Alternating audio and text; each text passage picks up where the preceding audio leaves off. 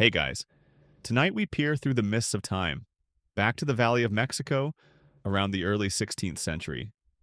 Imagine, if you will, the cool, thin air, the scent of wood smoke clinging to everything, and the distant croaking of unseen frogs. You're about to step into the sandals, or more likely, the bare feet, of an ordinary Aztec commoner, specifically to uncover the deeply unexciting, yet absolutely vital truth about their breakfast. Honestly, knowing what we know about ancient diets and hygiene, you probably wouldn't survive this breakfast, let alone the day that follows. So, before you get comfortable, take a moment to like the video and subscribe, but only if you genuinely enjoy what I do here. Go ahead and drop your location and local time in the comments below. It's always fascinating to see where everyone's tuning in from. Now, dim the lights, maybe turn on a fan for that soft background hum, and let's ease into tonight's journey together. The first sensation is the cold.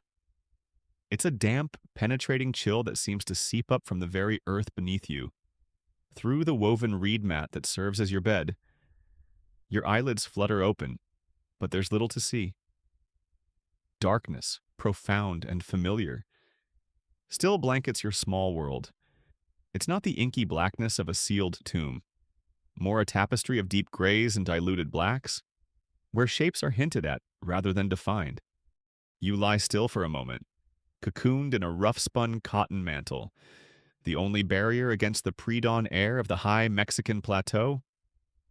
The air itself is thin, carrying the faintest scent of old wood smoke from last night's fire, a lingering ghost in the stillness. Slowly, other senses awaken. You can hear the rhythmic, soft breathing of your family nearby, a gentle snuffle from your youngest child, a deeper, slower cadence from your spouse. These are the sounds that anchor you, the quiet symphony of your shared existence within these four walls. Outside, beyond the simple adobe bricks of your Cali, the world is beginning to stir in its own subtle way. Perhaps a dog barks in the distance, a sharp, lonely sound that quickly fades, or maybe it's the far-off crow of a rooster, nature's own slightly over-enthusiastic alarm clock, a creature seemingly determined to announce the sun hours before it bothers to show up. You sometimes wonder if they get paid by the decibel. Your bed, the pet lottle, isn't exactly a luxury sleeping system. Woven from reeds harvested from the lakeshore, it's more forgiving than the bare earth, but only just after a long night, you can feel the pattern of the weave subtly imprinted on your skin. There's no five-star hotel turn-down service here. No mint on the pillow unless a stray beetle wandered by in the night. Which, let's be honest, isn't entirely out of the question. You shift slightly, a small rustle in the quiet, trying to ease the stiffness from your limbs without disturbing the others. Every movement is measured in these close quarters. The house itself is a testament to simple, functional design. The walls, as you know from countless days of seeing them in the light, are made of sun-dried adobe bricks, mud and straw, compacted and left to bake under the fierce highland sun. They provide good insulation against both the cold of night and the heat of day. The roof above is a thick thatch of reeds or grass, expertly layered to shed the torrential summer rains. It's a bit like living under a very well-constructed haystack, prone to the occasional rustle or drip. There are no windows as you might imagine them. Perhaps just a small, strategically placed opening or two, and a single doorway covered by a woven mat or a piece of cloth to keep out the worst of the drafts and the more adventurous local wildlife. The floor is packed earth, cool and slightly uneven underfoot, a constant connection to the land itself. This kind of dwelling, the humble cully, was the standard for common folk across the empire. Practical, made from readily available materials, and keeping families sheltered, if not exactly in spacious comfort. A deeper breath now. The air still holds that smoky tang, a signature scent of daily life, underscored by the earthy aroma of the dwelling itself and the faintest, almost imperceptible smell of damp earth and vegetation from outside. You can feel the presence of your family, not just hear them. The slight warmth radiating from their sleeping forms, the subtle shifts in weight on the shared floor space. It's a compact life, an interwoven existence. Sometimes, in the deep quiet of these pre-dawn hours, you might ponder the spirits that are said to wander the darkness. The Chihuatateo, for instance, the spirits of women who died in childbirth, were believed to haunt crossroads and bring ill fortune. You idly hope your dwelling isn't too close to any major spectral intersections tonight. A silly thought, perhaps, but the night still holds its mysteries, its unseen presences. You figure as long as they don't ask to borrow any maze, you're good. Is it fatalism or quiet resilience that settles in your heart as you lie here, waiting for the first true signs of dawn? Historians still argue whether the average Aztec commoner experienced a pervasive sense of fatalism or a more resilient optimism in their daily lives. Perhaps it's a bit of both. You know the day will bring toil. That much is certain. The tasks are many, and the rewards often modest. Yet, there's also the rhythm of existence, the turning of the seasons, the festivals, the family. For now, though, it's just this quiet suspension between night and day, a sort of involuntary meditation. Or maybe it's just too cold to actually get up yet. Your body is awake, your mind slowly cataloging the sounds and sensations, the familiar cues that the world is about to demand your participation once more. The darkness outside the door flap is perhaps a shade less absolute now, a very dark gray instead of pitch black. The frogs have fallen silent, and the rooster, having made his point, is probably looking for an early worm. The very first, almost imperceptible, hint of approaching light is less a visible thing and more a feeling, a subtle shift in the atmosphere. Your breakfast, as bland as it will inevitably be, is still some time away. First, the day itself must truly be born. The darkness, that familiar cloak you wore through the night, has indeed begun to recede, ever so slightly. A faint, pearlescent gray now outlines the edge of the doormat, a subtle invitation to the world outside. You decide the internal debate between the lingering, albeit minimal, warmth of your mantle and the demands of the coming day has run its course. The cold, as you finally push aside the rough cotton covering, nips at your exposed skin with a familiar assertiveness. It's a reminder, if one were needed, that the Highland morning offers no gentle handshake. More of a brisk, business-like nod. You swing your legs off the petlattle, the reed mat sighing faintly beneath you, a sound that's almost part of the household's quiet breath. Your feet find the cool, packed earth of the floor. It's uneven, a textured map under your soles, grounding you instantly.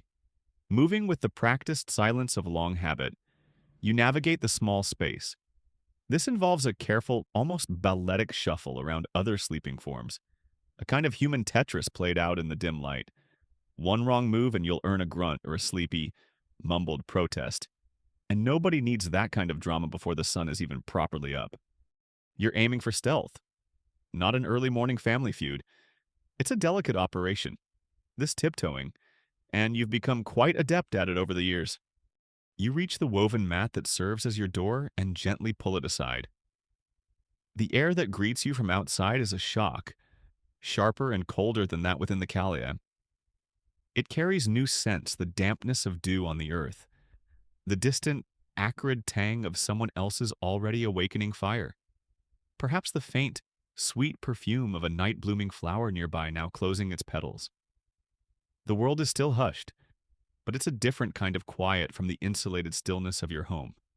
Here, there's an undercurrent of awakening, the chirping of unseen insects, the rustle of leaves in a tree you can't quite distinguish as a silhouette yet. You take a moment for essential personal needs, a quick trip to a designated spot a little away from the dwellings, a process as routine and unremarked upon as breathing. Privacy is a relative concept, managed more by the pre-dawn gloom and shared understanding than by solid walls. Returning to the small, cleared area in front of your home, or perhaps a shared courtyard if your Cali is part of a larger family compound. Your first significant task awaits sweeping.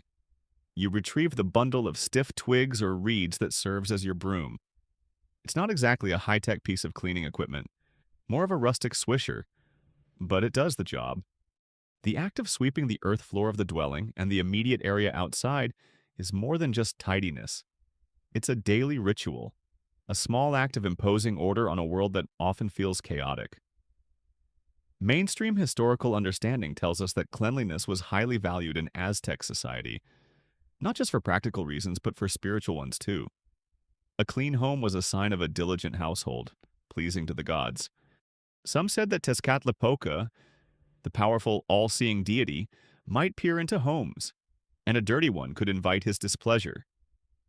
So, you sweep, not with vigorous dust-raising strokes, but with a steady, rhythmic motion, coaxing the accumulated debris of yesterday, stray leaves, bits of food, the general detritus of life, into a small pile to be disposed of later. It's a meditative act, in its own way, though meditative might be a generous term for something done on an empty stomach when you'd rather be sipping something warm. Or, inventing coffee. As you sweep, your lips might move in a silent, almost unconscious murmur. Many commoners would have small idols in their homes, perhaps a weathered stone figure representing Huehuetiotl, the old god of fire and the hearth, or another household deity specific to the family's lineage or trade. A quick, whispered greeting, a small acknowledgement of the powers that govern the everyday, was a common way to start the day. It's less a formal prayer and more a quiet nod to the unseen forces. A bit like saying good morning to the universe before it has a chance to throw any curveballs your way. Historians still argue whether the strict division of labor by gender in Aztec society, often described in the codices which depict noble life, was universally applied with the same rigidity in commoner households, or if practical needs often led to more flexible roles when survival was the primary driver. While sweeping was predominantly seen as women's work, in the reality of a small farming household, everyone contributed where and when needed. Gradually, the rest of your household begins to stir. The sounds from inside the Cali change from soft breathing to the rustles of movement. A sleepy cough, the murmur of a child waking.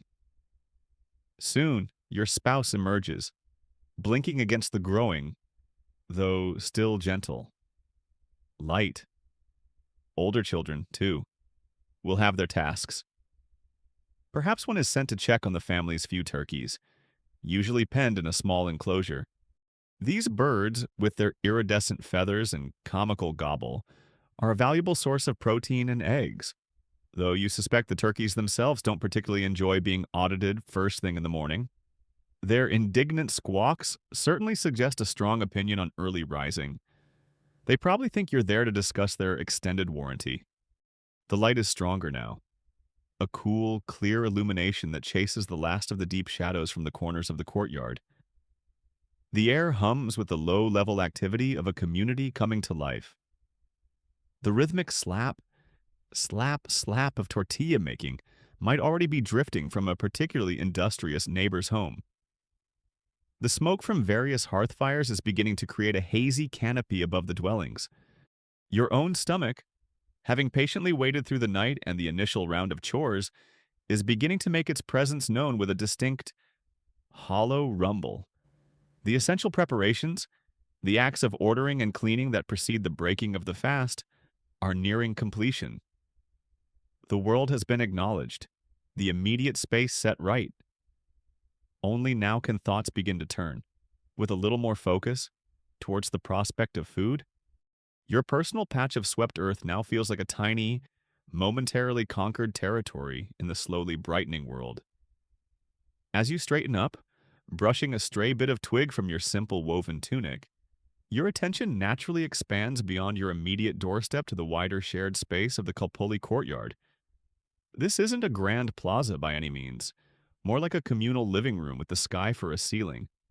Several other dwellings, much like your own adobe and thatch kali, cluster around this central area. Some are already showing signs of life. A thin ribbon of smoke curling from a smoke hole in a roof here. The muffled sounds of movement from within there.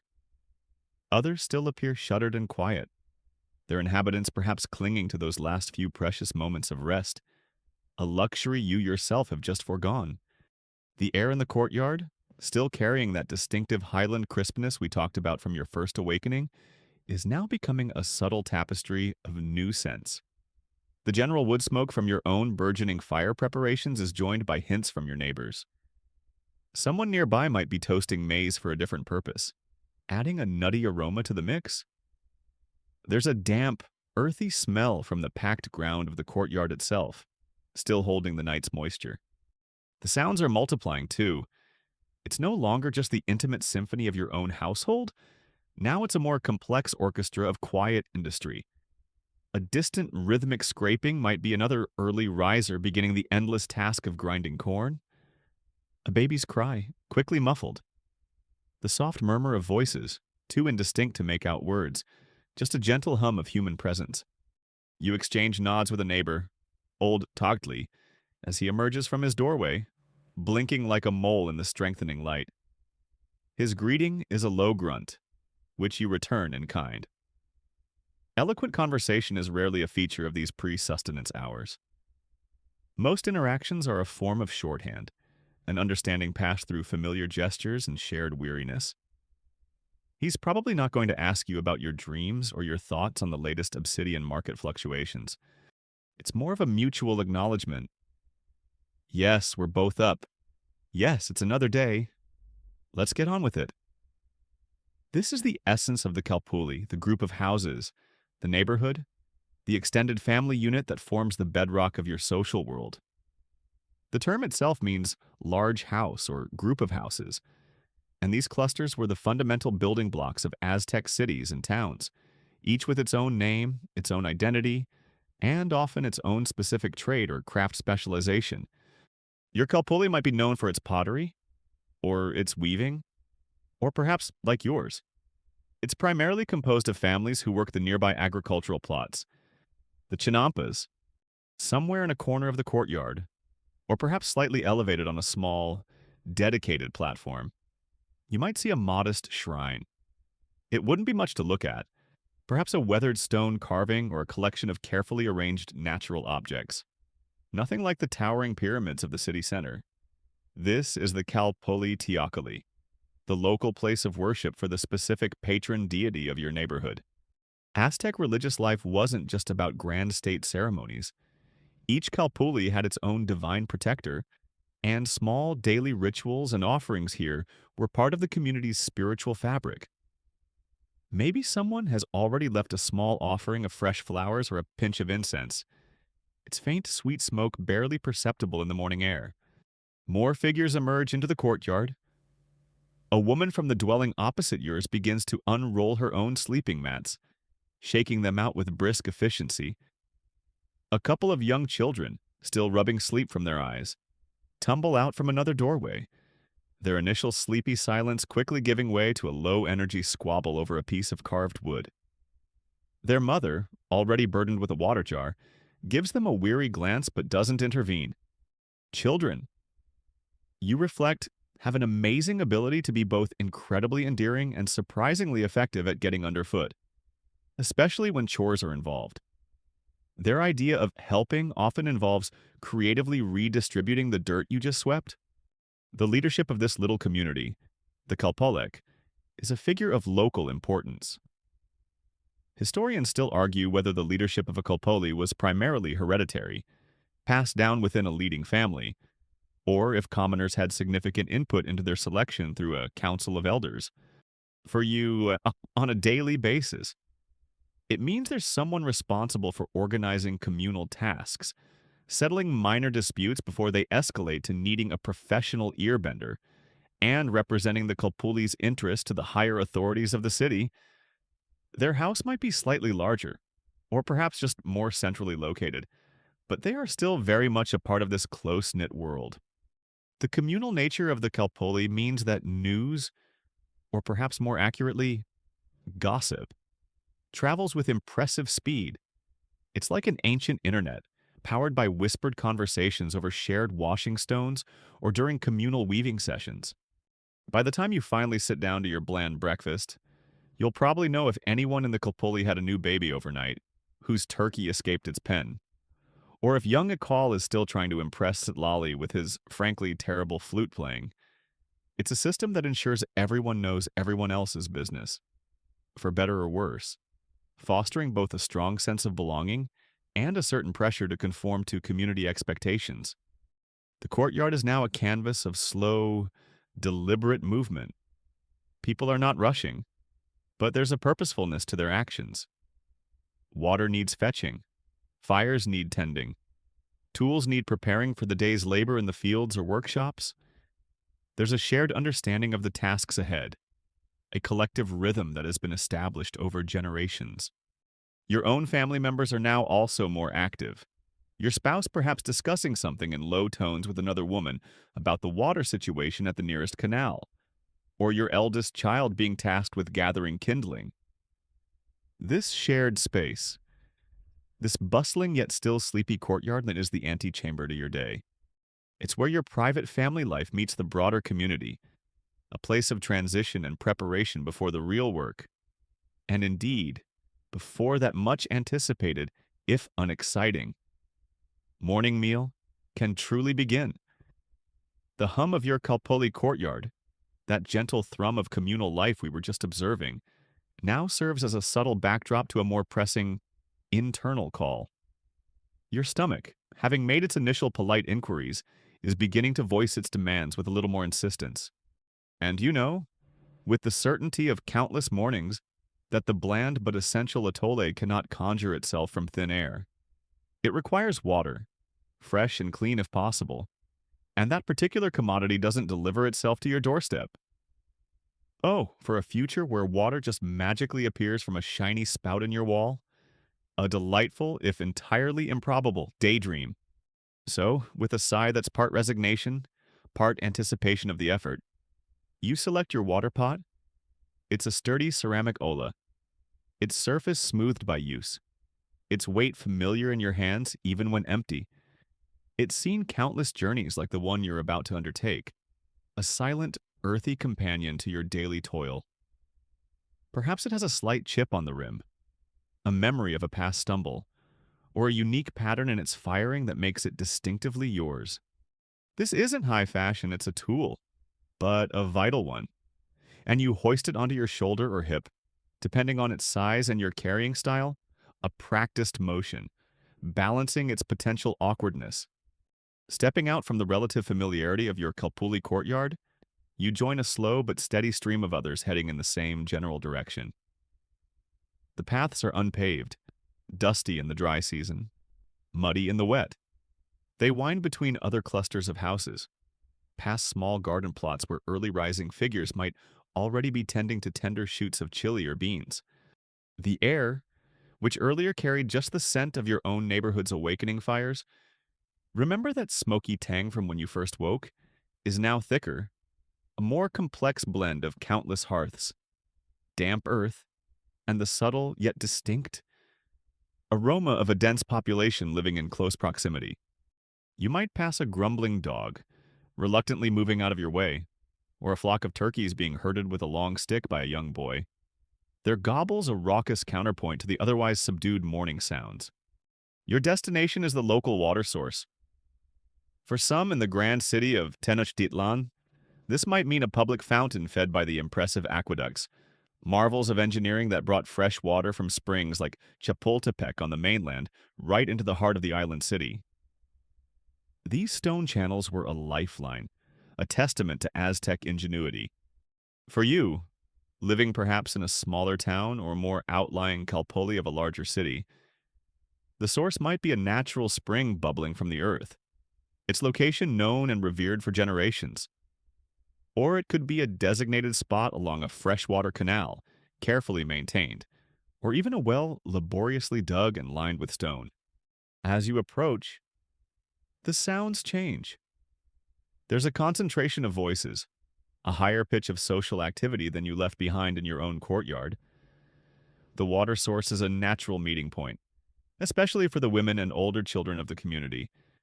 It's the ancient equivalent of the office water cooler, or perhaps a very early, very damp version of a social media newsfeed. Here, as you wait your turn, because there's always a queue, A patient line of variously shaped pots and their owners. You'll catch up on the latest. Who's sick? Who's celebrating? Whose daughter is set to marry into which family? It's all exchanged in low, efficient tones, the news flowing as steadily as the water itself. You might even see someone quietly leave a small flower or a colorful pebble near the spring's edge. A tiny, almost unconscious offering to Chalchitlaku, the goddess whose domain included all earthly waters. It's a small gesture, a nod to the spirit of the water, ensuring its continued purity and abundance. Finally, it's your turn. You carefully maneuver your ola beneath the flow, or dip it into the cool, clear depths of the spring or well. The gurgle of the pot filling is a satisfying sound, a promise of refreshment and sustenance. The water itself is cool against your skin if you dip your hands in. You take a moment, perhaps to splash a little on your face, a brief respite from the growing warmth of the morning. Then comes the less enjoyable part, hoisting the now significantly heavier pot. This is where that gym membership comment from earlier really hits home. This daily trek is a workout, building strength in your arms, shoulders, and back whether you want it to or not. The journey back is slower, more deliberate. Each step is measured to avoid spilling the precious cargo. The sun is higher now, its rays beginning to carry some real warmth, and you can feel a trickle of sweat starting between your shoulder blades. You pass others still on their way to the source, their pots empty, their expressions a mirror of what yours must have been a short while ago. You might offer a brief nod, a shared understanding of the task. Historians still argue about the precise daily water consumption per capita in Aztec commoner households, and the true extent of localized water management systems beyond those major urban aqueducts. How much water did a family like yours actually need for drinking, for cooking that atole, for the occasional washing? And how far did people typically have to travel for it if they weren't near a primary aqueduct? These details paint a richer picture of daily life and its constant efforts. Re-entering your Kalpili courtyard, you feel a small sense of accomplishment. The water, essential for life, essential for that still anticipated breakfast, is secured. You carefully set the heavy olla down near your hearth, the cool ceramic a stark contrast to the warming air. The quest is complete, at least for this morning's needs. Later, someone will likely go for more. For now, this brimming pot represents one more crucial step taken on the path to that surprisingly bland, yet utterly vital first meal of the day. Now, if only someone could invent a system where that water pot refilled itself. But that's a thought for another, even sleepier moment. That heavy olla of water, now sitting patiently beside your hearth, is a cool, silent promise. But it's a promise that can't be fulfilled without its fiery counterpart. Your gaze shifts to the heart of your small dwelling, to the place where nourishment is coaxed from raw ingredients, the hearth. It's probably not what most people today would picture. There's no grand fireplace with an ornate mantelpiece. Instead, in many homes like yours, it's simply three well-chosen stones, the tenemazli, arranged in a triangle directly on the earthen floor. These three stones, blackened by countless fires, form the sacred and practical foundation for cooking, providing a stable rest for the round. Flat, comal griddle or the curved base of a cooking pot. This simple three-stone setup is an ancient tradition, a design used across Mesoamerica for thousands of years, a testament to its enduring utility. Some slightly better-off households might have a more formal, raised clay brazier, but the principle is the same. Now, the critical question: are there any live embers from last night's fire, carefully banked and nestled under a blanket of ash? Preserving a glowing coal was an art form, saving considerable effort each morning. You approach the ash pile with a hopeful poke. Sometimes you're lucky, and a faint orange eye winks back at you from the gray depths. Other times, the fire has slept too soundly, and the ashes are cold and lifeless. Let's imagine today is one of those slightly more challenging mornings. No obliging ember offers a shortcut. You'll have to awaken the fire from scratch. This means locating your fire starting kit. Perhaps it's a small pouch containing a well-worn wooden fire drill, a slender stick, the spindle, and a thicker base piece with a pre-carved notch, the hearthboard. You'll also need tinder, a fluffy bundle of the driest material you can find, perhaps shredded bark, dried moss, or the downy fluff from certain plants, carefully gathered and stored away from any dampness. You settle yourself comfortably, or as comfortably as one can on a cool earthen floor, about to engage in some vigorous friction. You place the tip of the spindle into the notch on the hearthboard, steadying it with your hands, then begins the rhythmic, patient, and surprisingly strenuous work of spinning the spindle rapidly back and forth. It's not a quick flick of a lighter. Oh no, this is commitment. This is a relationship you're building with potential heat. At first, nothing much seems to happen. Just the scrape of wood on wood. A sound that becomes a familiar part of your morning soundtrack. Your arms begin to ache. Your brow might furrow with concentration. You're trying to generate enough friction to create a tiny, glowing coal in the wood dust that accumulates in the notch. It requires just the right pressure, just the right speed. Too little, and you're just polishing the wood. Too much, and you might break your spindle or scatter your precious dust. Sometimes, the fire seems to have a personality of its own, deciding on a whim whether it feels like waking up or prefers to play hard to get. It's the original moody teenager of household utilities. Then, a faint wisp of smoke, almost invisible. Your heart gives a little leap. You increase the intensity, just for a moment, then carefully withdraw the spindle. There, in the accumulated dust, is a tiny, precious spark, a miniature ember. Now the delicate part begins. You transfer this fragile glowing speck to your bundle of tinder, cupping it gently, and begin to blow. Not a hurricane blast, but a soft, steady stream of air, coaxing, encouraging, whispering sweet nothings to this nascent flame. The tinder begins to smolder, then, with a satisfying whoosh, it ignites into a small, bright flame. Success, you've done it again. You've convinced the spirit of fire to join your household for the day. Your own personal smoke alarm, a fit of coughing if the smoke gets too thick before finding the smoke hole in the roof, might briefly activate, but it's a small price to pay. With the tinder now alight, you carefully introduce small, dry twigs, building a tiny pyre. The flame grows, licking at the kindling, crackling softly. The smell of burning wood, sharper and fresher than the old smoke that permeated your dwelling. Remember that scent from when you first woke, begins to fill the small space. It's a comforting smell, a smell of home, of impending warmth, and eventually, food. You gradually add larger pieces of wood, or perhaps some tightly packed reeds or dried corn cobs, depending on what fuel is most readily available to your family.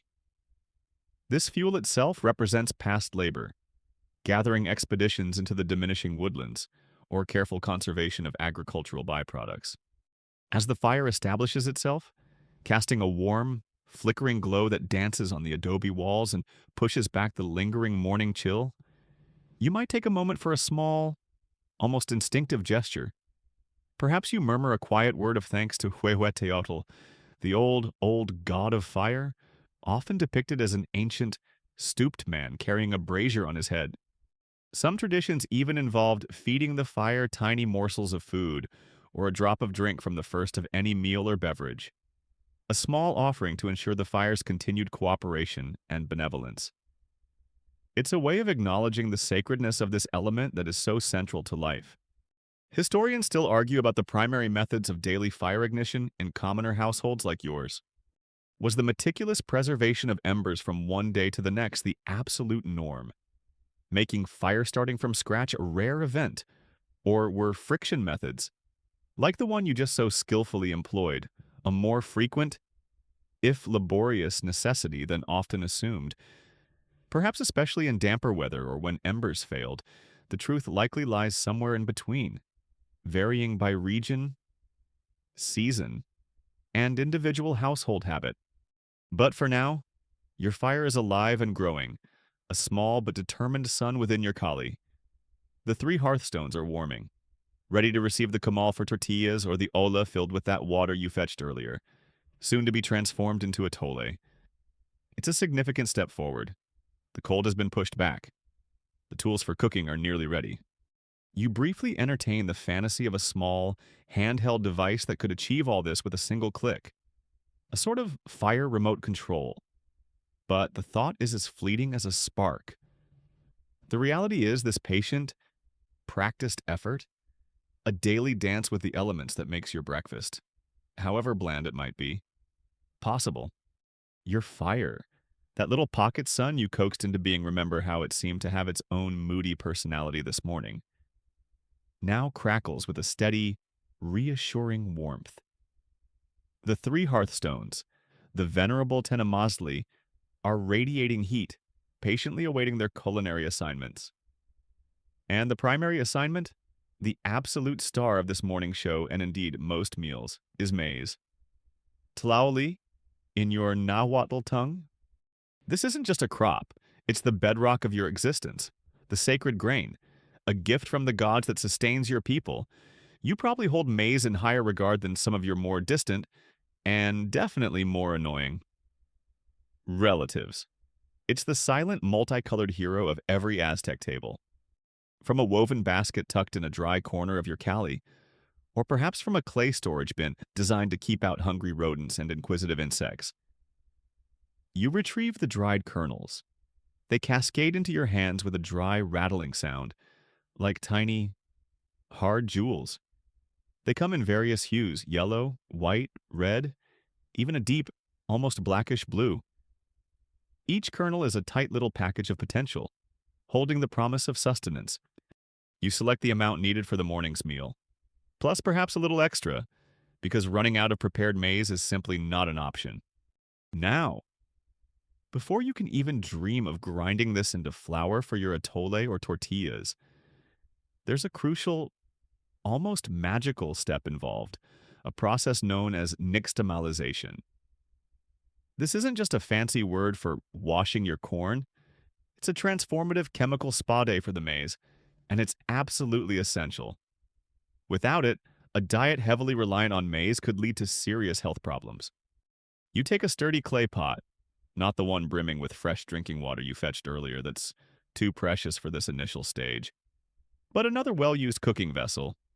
Into this pot go the dried kernels, along with a portion of that water you so laboriously carried from the spring or canal. Then, you add the magic ingredient, an alkaline substance.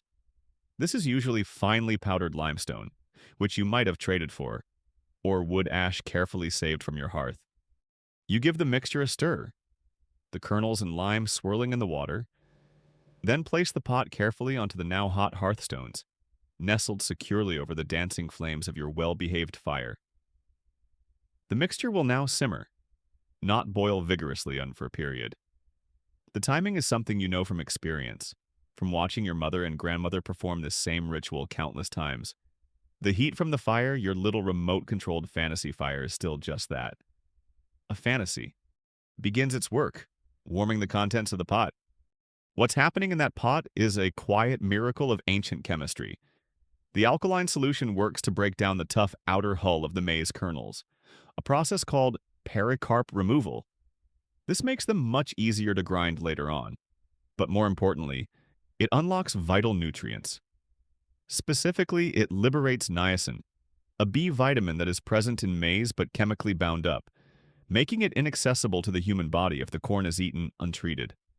A lack of niacin leads to pellagra, a debilitating disease that was unknown in Mesoamerican societies that practiced nixtamalization, despite their heavy reliance on maize.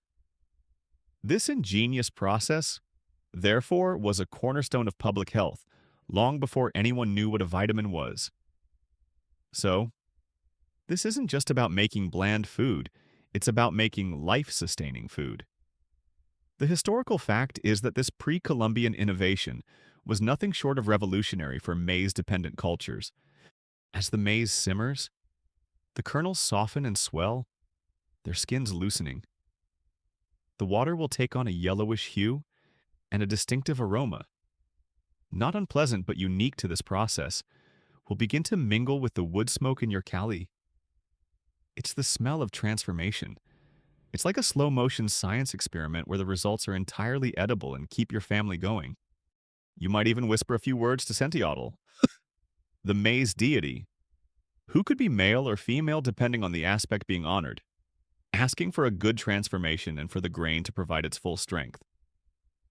Some traditional stories tell of how the gods themselves taught humans this vital process, ensuring their chosen people would thrive.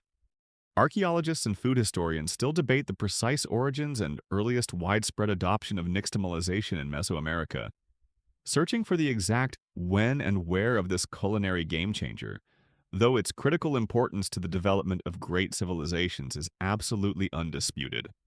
The pot on the fire will continue its gentle work for some time.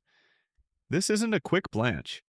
The kernels need to soak in their warm, alkaline bath, like they're enjoying a leisurely morning at a spa, before they're ready for the next stage of their journey towards becoming your breakfast. You might give it an occasional stir with a wooden paddle, ensuring all the kernels are getting equal treatment, preventing any from sticking to the bottom of the pot. This slow, simmering stage is another one of those boring but essential parts of your morning routine. There's no rushing it. While the maize has its spa day, you might turn to other small tasks, or simply sit for a moment, feeling the warmth of the fire, listening to the soft bubbling from the pot, and the sounds of the kalpuli fully awakening outside your door. The anticipation for that breakfast, however bland it may ultimately be, is steadily building, layer by patient layer, task by essential task. The gentle bubbling of the pot on your hearth, the one where the maize has been enjoying its transformative spa day. Remember that lime and water concoction from Section 6 eventually subsides to a contented simmer. You lean closer, inhaling the unique, slightly earthy, slightly tangy aroma of nixtamalizing corn. Experience tells you it's time to check on its progress. Using a wooden spoon or a piece of gourd, but you fish out a few kernels. They should be softened, plumped up, and their outer skins. The pericarps should slip off easily between your fingers. Yes, these look about right. The fire you so carefully kindled earlier, no magical remote for that, has done its job perfectly, providing a steady, gentle heat. Now comes the rinsing. This stage is just as important as the simmering. You carefully carry the pot of hot maize, probably with the help of a cloth to protect your hands, to a spot where you can drain off the cooking liquid, that yellowish lime-infused water. Then, using some of the precious fresh water you hauled earlier, see, every drop has its purpose. You begin to rinse the kernels thoroughly. You rub them between your hands, washing away the residual alkaline solution and the loosened, slippery hulls. It's a bit like giving the maize a good scrub after its bath, ensuring it's perfectly clean and ready for its next big adventure, becoming dough. The rinsed kernels, now called nixtamal, are noticeably softer and have a slightly different texture. With a container of gleaming, rinsed nixtamal beside you, you turn to one of the most iconic pieces of equipment in your entire household, the metate. This isn't just a kitchen tool, it's a legacy, a centerpiece of daily life. It consists of two parts: the metate itself, a large, heavy grinding stone, often made of porous volcanic rock, with a slightly concave or sloping surface, and the mano, a cylindrical handstone, also heavy, that fits comfortably in your grip. These stones are often passed down through generations, their surfaces worn smooth and infused with the history of countless meals. Some believe that a well-used metate even develops its own spirit, a silent witness to the family's daily life. Yours might be propped against a wall when not in use, or perhaps it has its own designated spot on a sturdy mat on the floor. You settle into position, kneeling before the metate. This is a posture you'll maintain for a significant amount of time, a position that countless women before you have adopted for this very task. It's the original home gym. This setup, no subscription fees, just an intense arm and core workout guaranteed every single day. You take a handful of the wet nixtamal and place it on the upper end of the metate.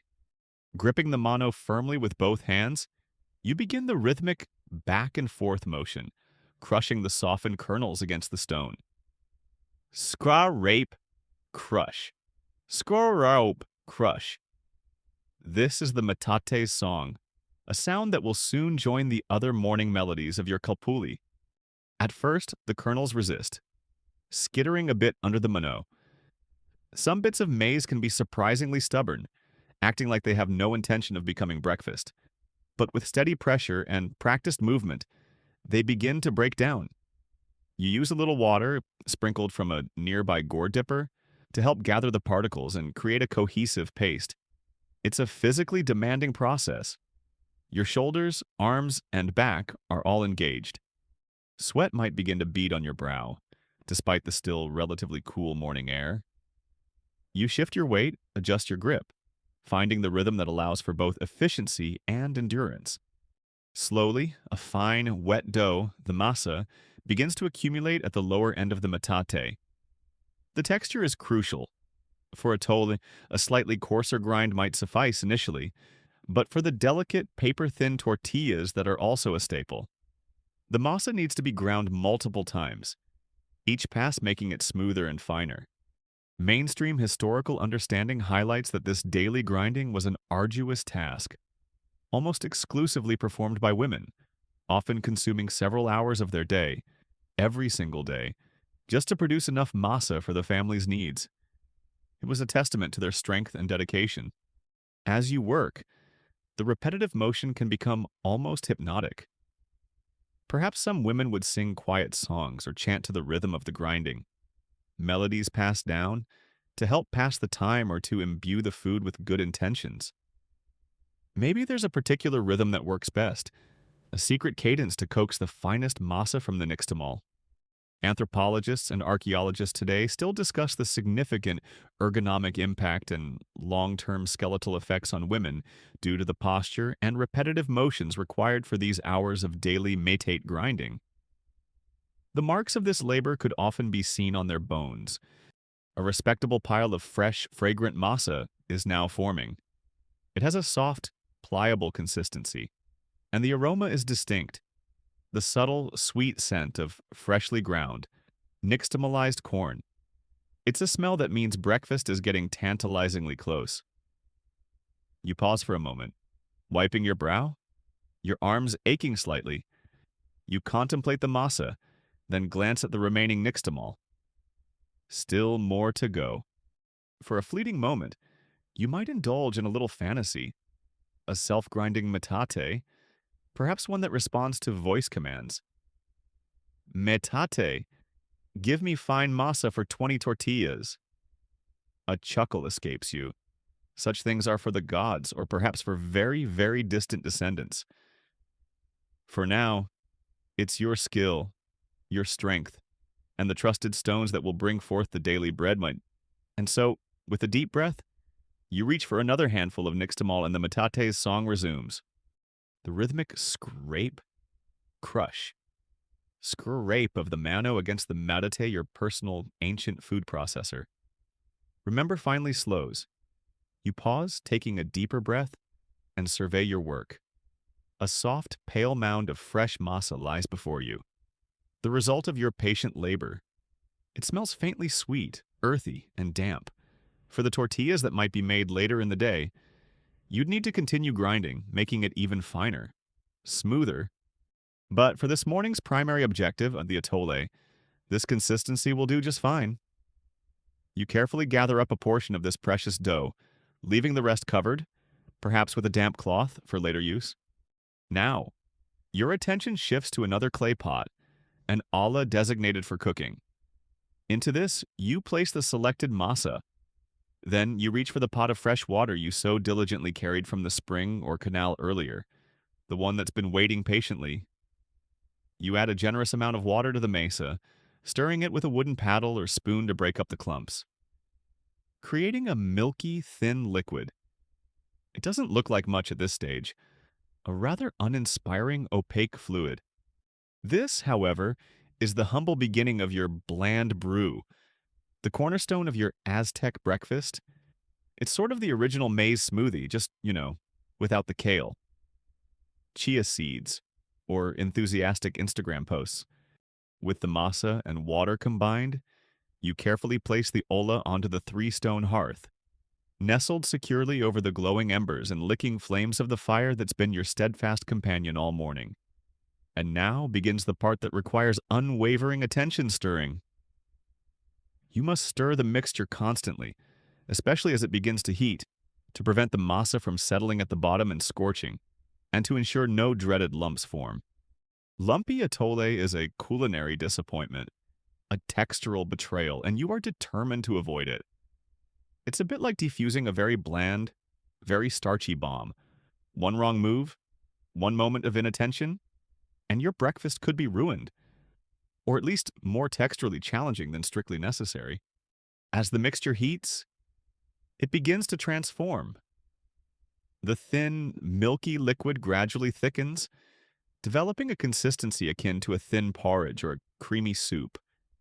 The color changes subtly, too, from a watery white to a more substantial, opaque beige, a very particular shade of beige comfort.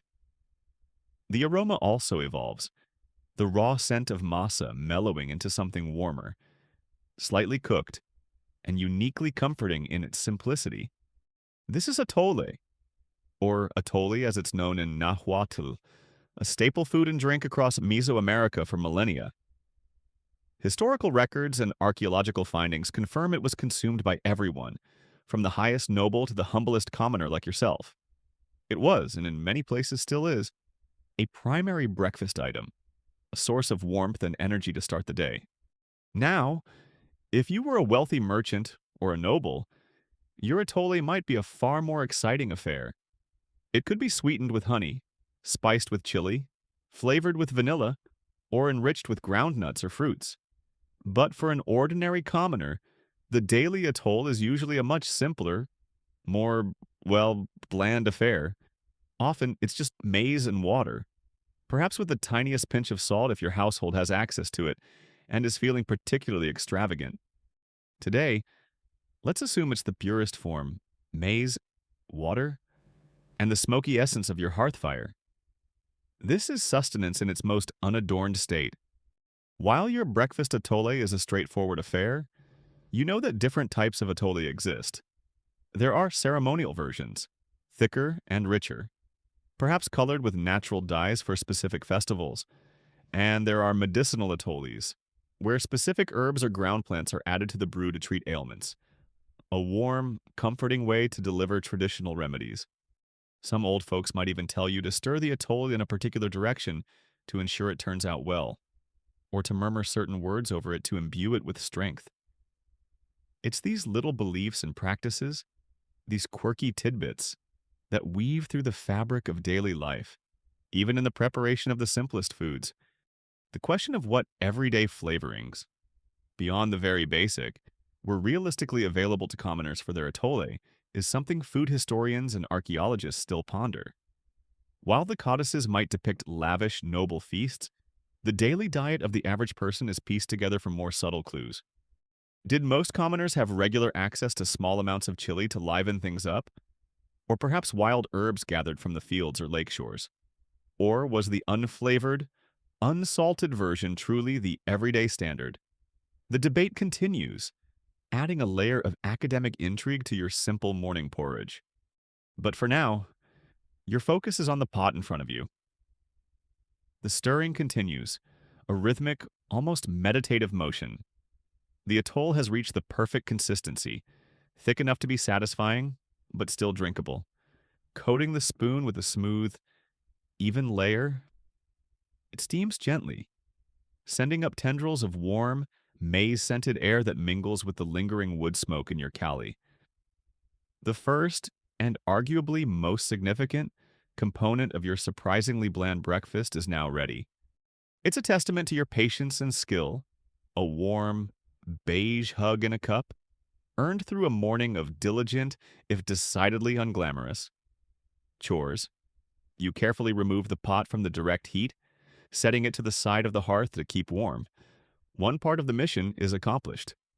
With the pot of atole, that comforting beige brew you so meticulously prepared, remember, that vigilant stirring to avoid lumps, now resting gently by the side of the hearth, exuding its mild, warm aroma.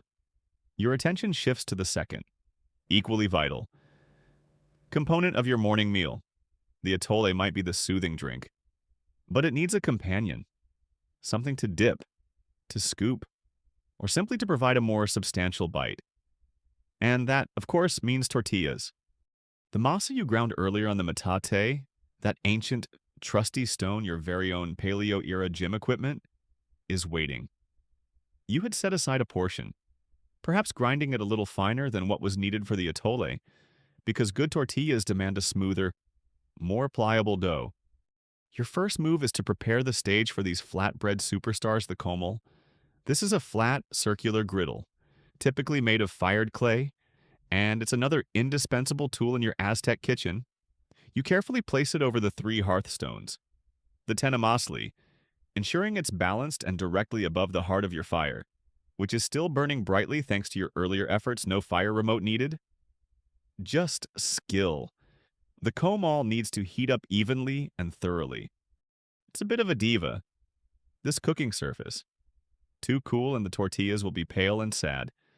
Too hot and they'll scorch before they cook through. You know its moods by the way the air shimmers above it, or by flicking a tiny drop of water on its surface. If it sizzles and evaporates instantly, you're getting close. While the comal is absorbing the fire's energy, you turn back to your mesa. You take a small ball of the dough, about the size that fits comfortably in your palm, and now begins an art form, a skill honed through years of practice, passed down from mother to daughter, shaping the tortillas by hand. There are no rolling pins here, no fancy tortilla presses. It's just your two hands, working in a rhythmic, slapping concert. Pat, pat, pat, turn. Pat, pat, pat, turn. You coax the ball of masa outwards, thinning it, coaxing it into a remarkably uniform circle. It's a delicate dance of pressure and movement, ensuring the tortilla is evenly thick, without holes or lumpy bits. This is what separates the tortilla artisans from the makers of vaguely round, slightly lopsided maize patties. Once a tortilla is formed to your satisfaction, a perfect pale disc, you gently, skillfully, lay it onto the hot surface of the comal. There's a soft hiss as the moist dough meets the searing clay. You let it cook for a minute or so on the first side, until the edges begin to look a little dry and it can be easily peeled off the surface. Then, with a quick flick of your fingers or a small wooden turner, you flip it over to cook the other side. The air in your cali begins to fill with a new aroma, the delicious scent of toasting maize, a warmer, slightly nuttier fragrance than the simmering atole. It's a smell that speaks directly to the stomach, a promise of simple satisfaction. After another minute or so, you flip it one more time. And then, if the comal is just right, and your masa is perfect, and perhaps the maize gods are smiling down on you, the magic happens. The tortilla begins to puff up, inflating like a little balloon. This puffing is the hallmark of a well-made tortilla, creating a light, airy separation between its two layers. Mainstream historical understanding tells us that tortillas, or tlaxcali in your Nahuatl language, were the absolute bedrock of the Mesoamerican diet, far more than just bread. They were an edible spoon for scooping up sauces or beans, a wrapper for other foods, and sometimes even a makeshift plate, freshly made, every day. They were life. There are all sorts of little beliefs and superstitions attached to tortilla making. Some say a tortilla that puffs up beautifully is a sign of the cook's skill and good character, or even an omen of good fortune for the household that day. Conversely, a tortilla that refuses to puff, or one that accidentally falls into the fire, might be seen as a minor misfortune.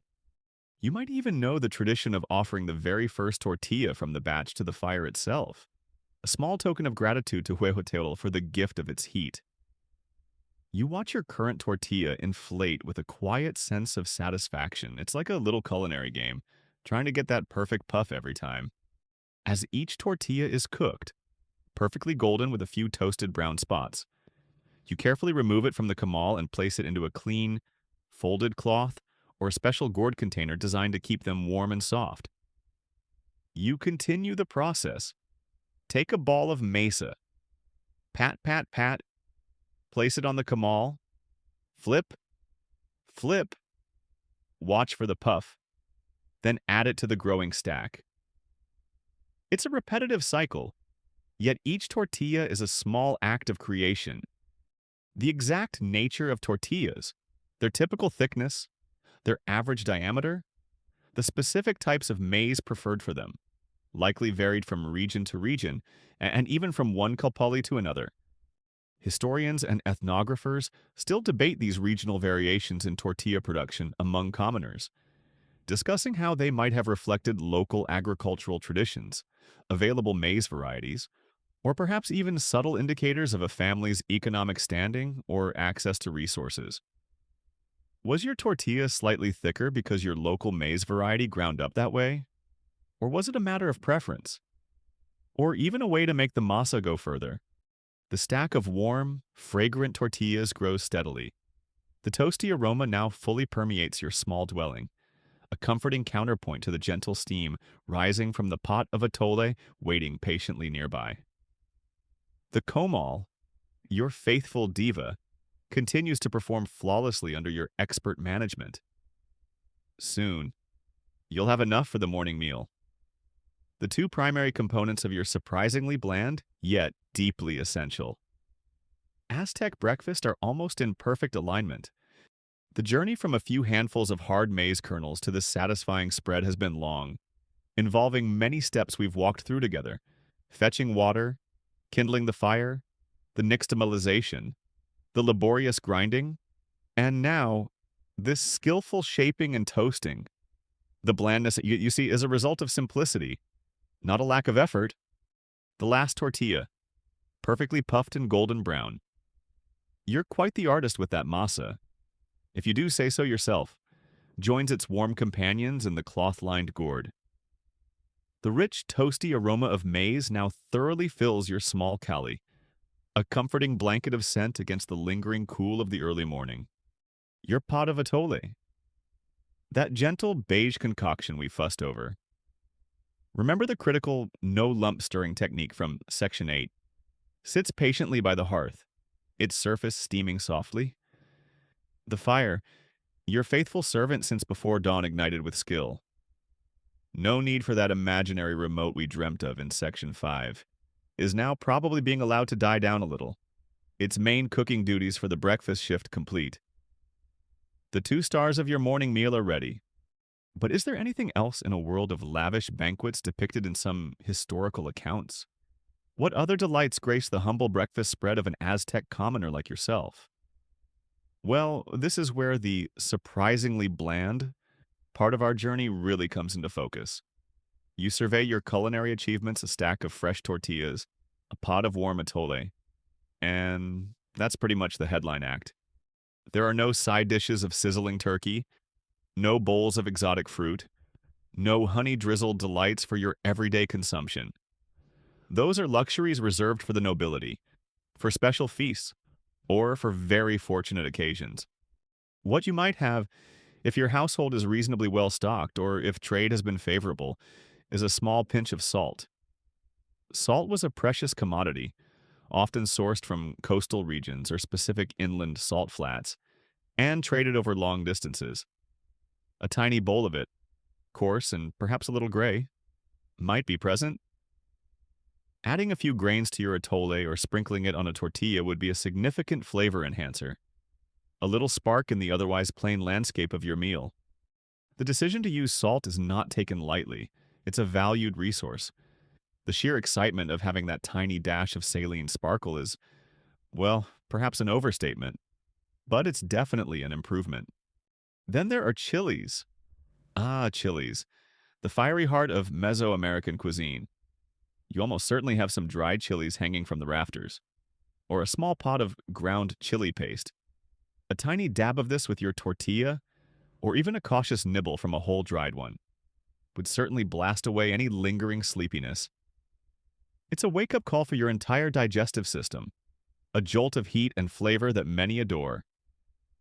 However, for breakfast, you might be a little more reserved.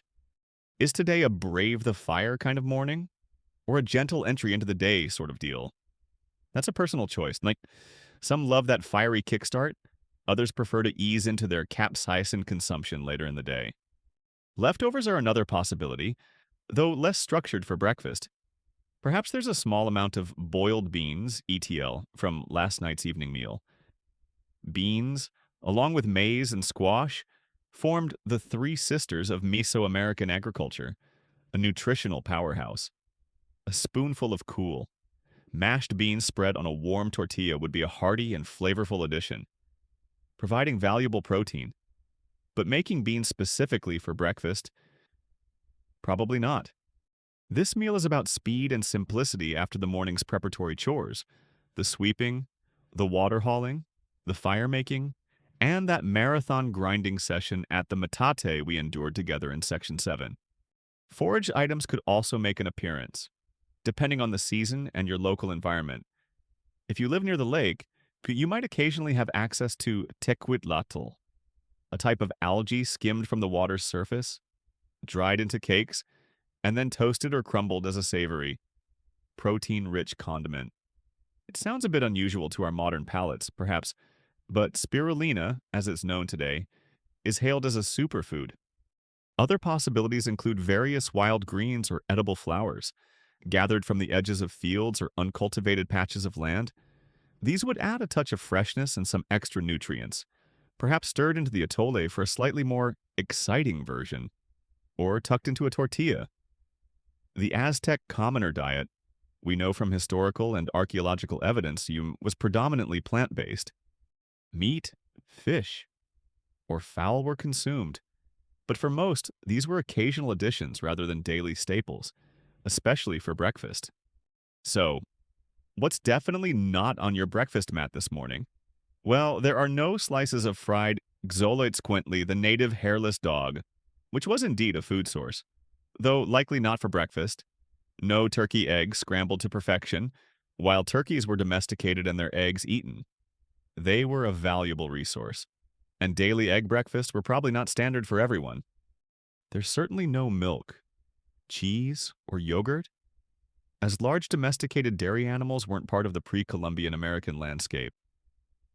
And refined sugar as we know it is absent.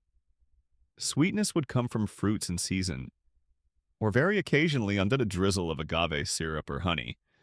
But honey was more of a luxury item. The actual spread, when you lay it out, is a study in minimalism. A simple clay cup or bowl for your atole, the stack of warm tortillas nestled in their cloth. Perhaps that tiny dish of salt, and maybe a single dried chili pepper resting beside it, just in case you're feeling adventurous. The garnish, if you could call it that, might be an extra speck of dust that landed just so when you were sweeping the Cali earlier. We'll pretend that adds character. The debate among scholars continues regarding the full spectrum of how Aztec commoners regularly supplemented their maize-based diet. The extent to which protein sources like beans, or even more occasional treats like hunted game, fish from the lakes, or insects such as Eskimos and larvae or Chapulin's grasshoppers, made it onto the breakfast menu specifically, as opposed to the more substantial main meal of the day, is a subject of ongoing research. Access would vary greatly depending on whether your Capulli was lakeside with fishing rights, or inland with access to different wild resources, not to mention the season. But for this typical morning, what lies before you is the fruit of your labor warm, simple, and life-sustaining. It's not a feast for the eyes in terms of variety, nor an explosion of complex flavors. It is, however, exactly what you need to fuel the hours of work that lie ahead. It is the surprisingly bland, yet profoundly important, breakfast of an Aztec commoner. And so, here you are, the morning's chores. From that first chilly awakening on your petlatl, remember that delightful reed mat from Section 1, through the sweeping of the Cali Section 2, the journey for water, your daily hydration quest in Section 4, the careful kindling of the fire. Section 5, the sacred transformation of maize via nixtamalization. Its spa day in Section 6. The laborious song of the metate, your arm workout in Section 7. The patient stirring of the atole, Section 8. The skillful patting of tortillas. Section 9. and the assembly of your humble spread section 10. All of it has led to this moment. Your family, those who share your small dwelling and the rhythms of your life. Gather around.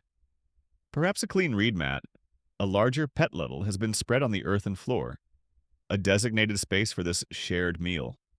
The sounds from the Kalpoli courtyard outside, which were a backdrop to your preparations, might seem a little more subdued now, as other households too are likely partaking in their morning sustenance.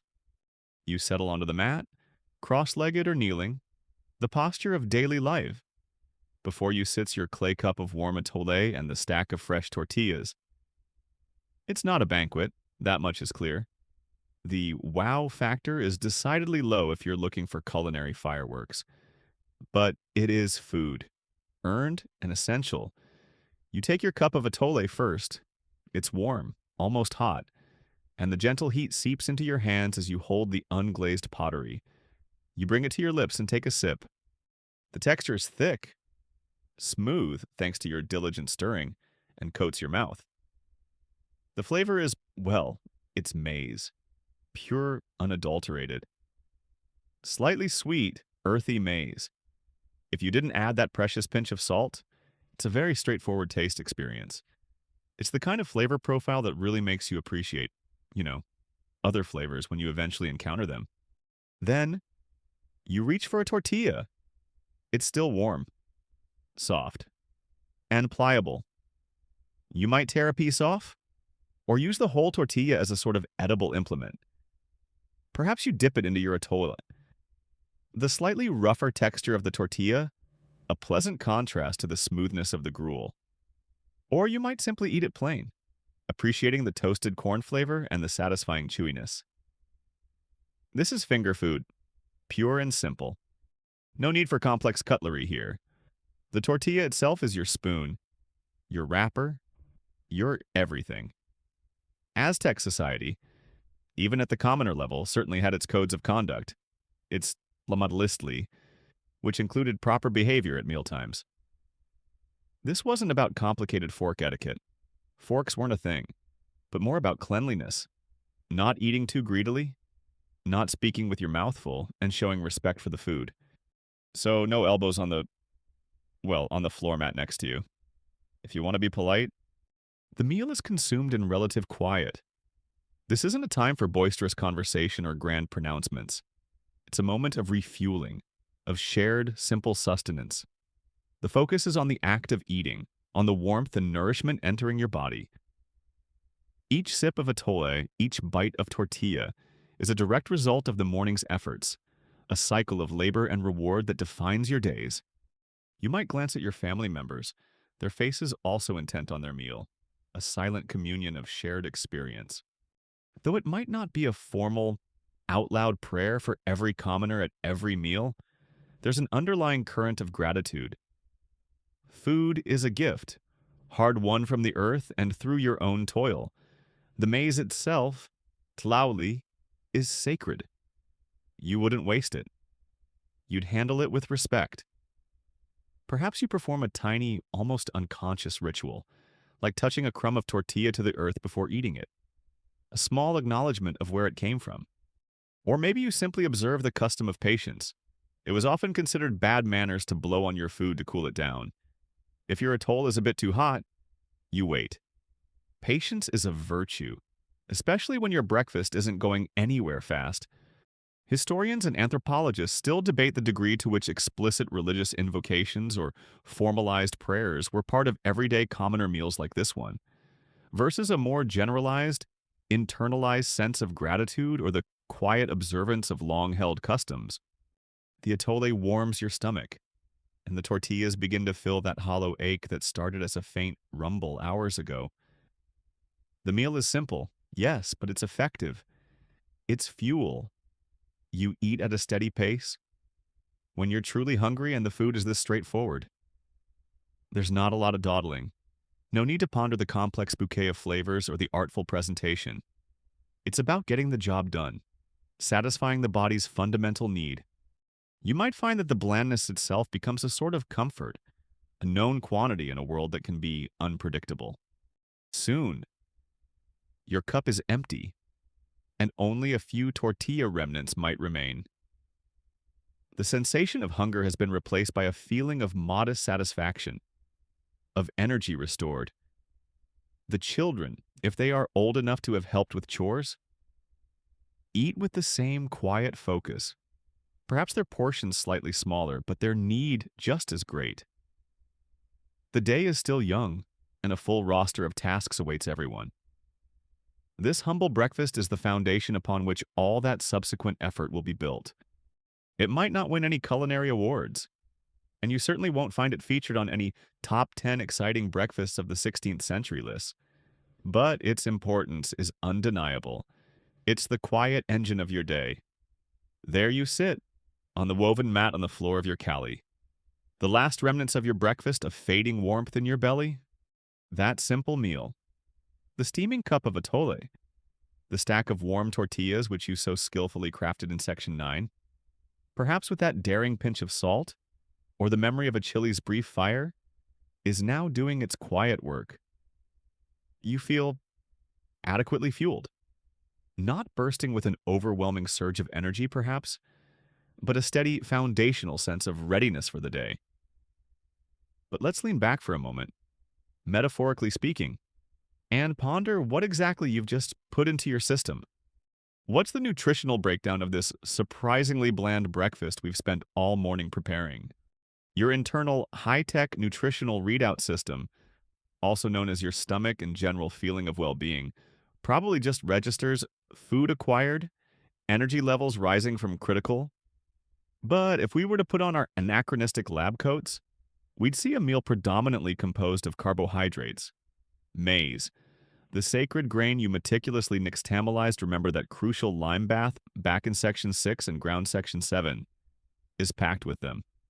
These are your primary fuel source, the slow-burning logs that will keep your internal fire going through hours of labor in the fields, at the loom, or carrying goods to market. Your energy bar for the day. It was probably that last tortilla you just ate. What about protein maize? Does contain protein, and the nixtamalization process actually helps to make it more biologically available.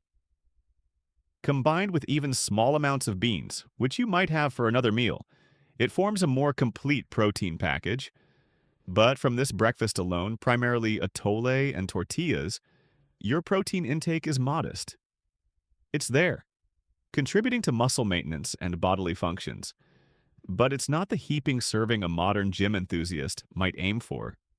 This meal isn't about bulking up, it's about sustaining fat content. Almost negligible in them unless you happen to be frying something which isn't typical for this breakfast, or adding something like ground pumpkin seeds, a delicious but perhaps not everyday addition to atole for a commoner. This is a very low-fat meal. This isn't necessarily a bad thing, it's just a characteristic of a diet heavily reliant on staple grains and limited animal products, where this breakfast truly shines. However, and why it was so successful for so long, is in the micronutrient department. Specifically thanks to that ingenious nixtamalization. As we discussed, this process unlocks niacin vitamin B3 from the maize, effectively preventing pellagra, a nasty deficiency disease that plagued other cultures heavily reliant on untreated corn. You're also getting a decent little boost of calcium from the lime calcium hydroxide used in the process. So, while it might not be bursting with the full AZ of vitamins you'd see on a modern cereal box, it's a clever piece of food science that delivers essential goods. It's a historical fact that while the Aztec commoner diet could be monotonous, this key preparation method made maize a far more viable and sustainable staple than it would otherwise have been.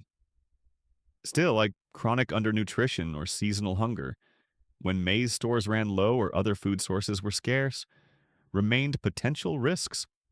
Of course, if you compare this to a modern, balanced breakfast ideal, often featuring fruit, dairy, a dedicated protein source like eggs or meat, your Aztec meal seems rather Spartan.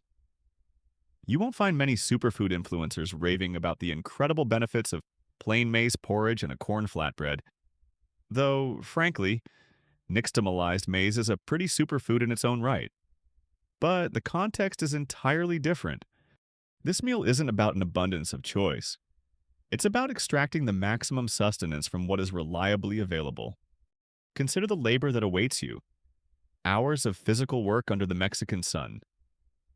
This breakfast has to provide the energy for that. And for the most part, it did. It was a diet that fueled the building of cities, the tending of vast agricultural systems, the daily life of millions. It was efficient. However, it's also true that Aztec society had ways to supplement energy for those with extreme needs. While your daily atole is plain, warriors or long-distance messengers might consume champanoli, a drink made from water and chia seeds. Those tiny powerhouses of energy and endurance. This wasn't everyday fare for you, but it shows an understanding of targeted nutrition for specific demands. It's a quirky tidbit that highlights the practical food knowledge of the time. Nutritional anthropologists and historians continue to debate the overall adequacy of the commoner Aztec diet throughout the entire year. How consistently did people meet their protein and specific micronutrient needs, especially during lean times or in areas with less access to supplementary foods like fish, game, or diverse cultivated produce? How did these factors impact long-term health, growth, and resilience in the population? These are complex questions, and the answers likely varied significantly based on location, say, living by the bountiful lakes of the Valley of Mexico versus a drier, more remote region, as well as by season and individual household resources. So, as you mentally prepare for the day ahead, feeling that simple breakfast settle, you're experiencing a nutritional reality finely tuned to your world. It's not a surplus, not an indulgence, but a carefully calculated through generations of experience input for an output of hard labor. It's functional, fundamental, and in its own unglamorous way, quite remarkable. Your body, Baham, for now, is content. The blandness has served its purpose. The last bit of atole has been scraped from the cup, the final crumb of tortilla consumed. A quiet sense of purpose settles within you. The modest energy from your maize-based meal, remember that limited but functional fuel we discussed in Section 12, spreading through your limbs. The day, which began in that pre-dawn chill we first felt together back in Section 1, is now fully unfurled, bright and expectant. Your mind briefly touches upon the tasks ahead. Perhaps it's a day for tending the chinampa, those ingenious floating gardens, or for carrying goods to the bustling Tlatelolco market, or maybe focused work on the crafts your family is known for within the Calpulli. You rise from the mat, the stiffness from the early start now a distant memory. Pushing aside the woven curtain of your Cali's doorway, you step out into the shared courtyard we explored in Section 3. The air is warmer now, carrying the full chorus of the Calpulli in motion, the chatter of neighbors, the cries of children, the distant sounds of dogs or turkeys, the rhythmic thump of a weaver's loom from a nearby dwelling. The sun, higher in the sky, casts sharper shadows, and the scent of wood smoke from countless hearths. A scent that has been with us since our journey began is a familiar perfume. This small world, your world, is alive and striving. The cycle continues, fueled by simple grains and enduring effort. You are ready. And with that, our brief journey into the pre-dawn rituals and surprisingly bland breakfast of an Aztec commoner comes to a close. I truly hope you found this little exploration into the quiet, everyday life of the past both relaxing and perhaps a little interesting. For our next bedtime history, we'll be drifting even further back in time and across the ocean to explore something equally mundane yet fascinating, the utterly unremarkable evening routine of a Roman bread merchant. Imagine the thrilling details of locking up shop and counting sesterces. If you've enjoyed this little slice of the past, please do give it a like. Subscribe if you haven't already, and perhaps share it with a fellow history enthusiast or someone who just needs a good night's sleep.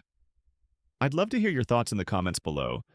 What was the most surprisingly normal or unexpectedly strange detail for you from our Aztec morning?